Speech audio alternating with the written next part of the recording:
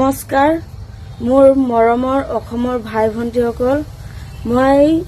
গুৰুজনৰ জন্মস্থান জেগাত গৈ এটা ভিডিঅ' বনাইছিলো হেতু কাৰণে মই ক্ষমা খুজিছো আপোনালোকৰ সকলো ভাই ভণ্টিসকল কিন্তু মই জনা নাছিলো এটো আমাৰ গুৰুজনৰ জন্মস্থানৰ জেগা বুলি আছিলে বুলি মই জনা নাছিলো কিন্তু বেলেগৰ লগত শুটিং কৰিব গৈছিলো আৰু জেগাটো মানে মোৰ ভাল লাগিছিল কাৰণে মই ইমানটো ভবা নাছিলো হেতু কাৰণে মই আপোনালোকৰ পৰা মই ক্ষমা খুজিছো আৰু যদি জানিলোহেঁতেন তেনেহলে মই এনেকা ভিডিঅ'টো নবনালোহেঁতেন আৰু মই ইমানটো ভবাই নাছিলো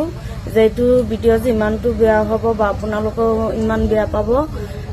হেতু কাৰণে মই বহুত মানে আপোনালোকৰ পৰা মই ক্ষমা খুজিছো হেতু কাৰণে মই বহুত দুখিত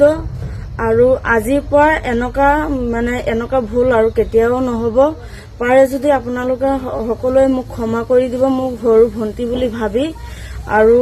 আপোনালোকৰ মনত ইমান দুখ হৈ যাব বা মনত ইমান বেয়া লাগিব হেতু মই জনা নাছিলো আগৰ যদি আগে মই জনাহেঁতেন তেনেহলে মই এই ধৰণৰ ভিডিঅ' কেতিয়াও নবনালোহেঁতেন মই বহুত মানে দুখিত এটোৰ কাৰণে আপোনালোকে সকলোকে মই ক্ষমা খুজিছো আপোনালোকে মোক ক্ষমা কৰি দিব আৰু পাৰে যদি আপোনালোকে মোক সৰু ভন্টি বুলি আখলি ল'ব আৰু সদায় মোক মৰম চেনেহ দি যাব ধন্যবাদ।